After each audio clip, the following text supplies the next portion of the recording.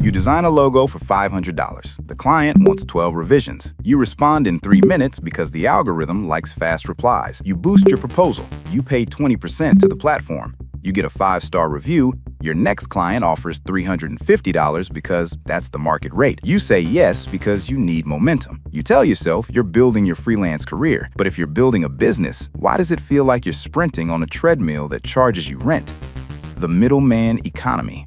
Today, we're going to explain how the middleman economy actually works and why it's getting weird. Hot take alert. Platforms like Upwork, Fiverr, and Behance don't exist to help you find clients. They exist to make transactions happen at scale. That's it. Not because they hate you, not because they're evil, but because incentives. Platforms optimize for volume and liquidity. You optimize for income and leverage. Those are not the same goal. And when two systems with different goals collide, one of them quietly gets compressed. Spoiler, it's usually you. Before we break this down, if you're freelancing right now or planning to, subscribe to Practical Saga. We don't do fluff here. We break down how the system actually works. Hit like if you've ever underpriced yourself. Comment your biggest freelancing problem and I'll turn it into a future breakdown. And press the hype button so this reaches more people stuck in the same loop. All right, let's get into it. We're going to break this down with one central metaphor that we'll keep coming back to: the digital fish market. You are not a freelancer. You are fish. The platform is a massive global fish market. Buyers walk in and see thousands of fish laid out on ice. Different colors, different sizes, different ratings, but still fish. The market makes money when fish move quickly, not when fish are expensive. The goal is turnover, speed, volume, and if some fish get squeezed in the process, that's next quarter's problem.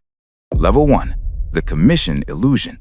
The deal seems simple. The platform brings you clients, you give them 20%. Fair exchange. You get access to demand, they take a fee. To be fair, that sounds reasonable. The platform earns a percentage of every transaction, so their revenue increases with more transactions, not necessarily higher quality ones. $10 $200 projects are often better than $1 $2,000 project because smaller projects are easier to close and faster to repeat. The system is optimized for frequency. They lower friction to enter. Anyone can sign up. Global supply floods in. Designers from every time zone, every cost structure, every skill level. When supply explodes and demand grows slower, price compresses. That's not personal, that's math. Your logo stops being a strategic asset and starts being a line item. Clients don't start treating your work like it's interchangeable because you're average. They do it because the platform design makes everyone look the same. When buyers scroll, they don't see your thinking process, your strategy, or the hours behind the craft. They see a grid, a profile photo, a star rating, a price tag, side by side with 200 other people. It looks efficient. It feels organized.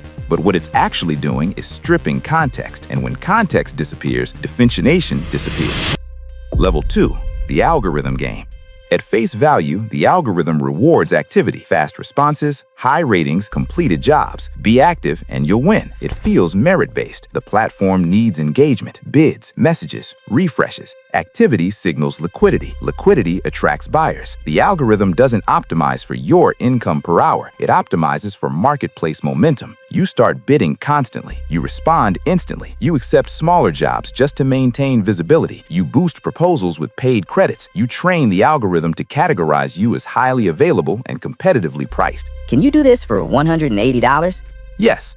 Excellent. This fish swims for crumbs. Your pricing history becomes public data. It anchors perception. When a client sees your previous projects at $300, your $1,000 quote suddenly looks unreasonable, even if it's justified. You think your problem is not enough exposure. Actually, your problem is algorithmic anchoring. That's next quarter's problem. Level 3. The race to the bottom.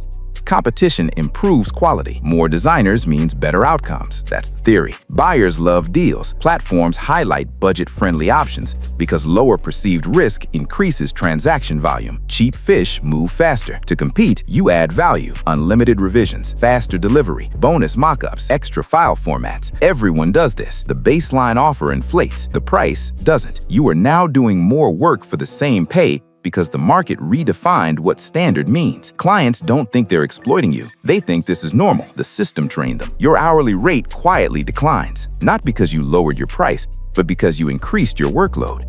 You burn out faster. The platform still earns its percentage. Sounds sustainable? It isn't. The productive freelancer. You charge $500 per logo. The platform takes 20%. You keep $400.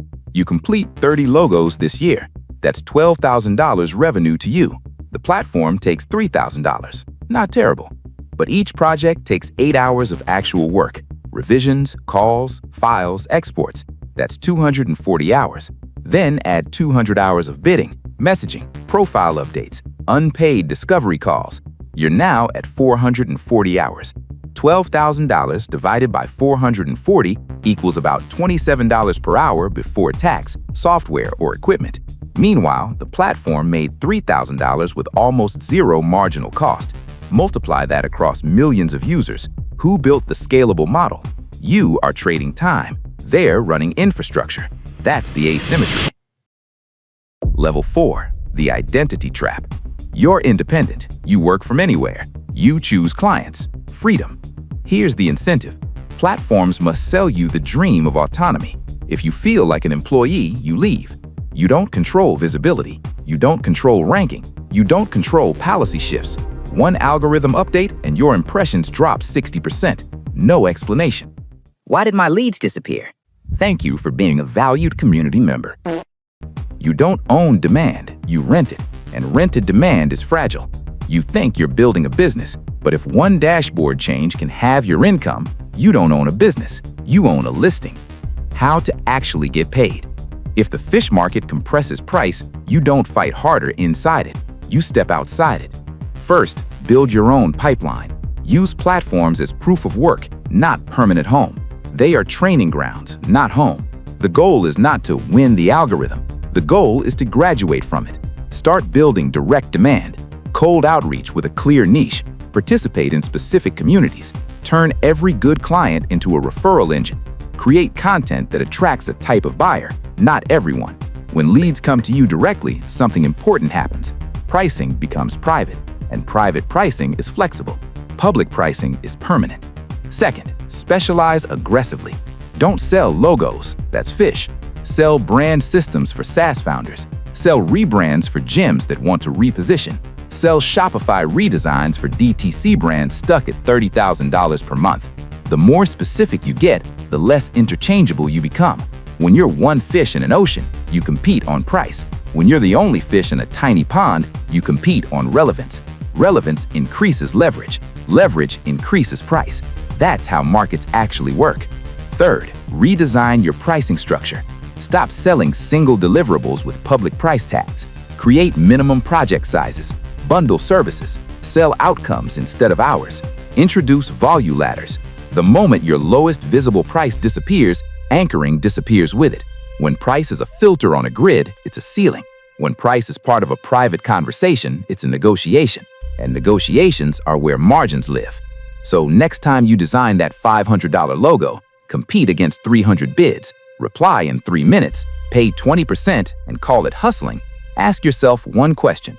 Are you building a business or are you optimizing your profile? Because the middleman economy is brilliant for platforms. It scales infinitely. It compresses margins quietly. It feels like opportunity while extracting leverage.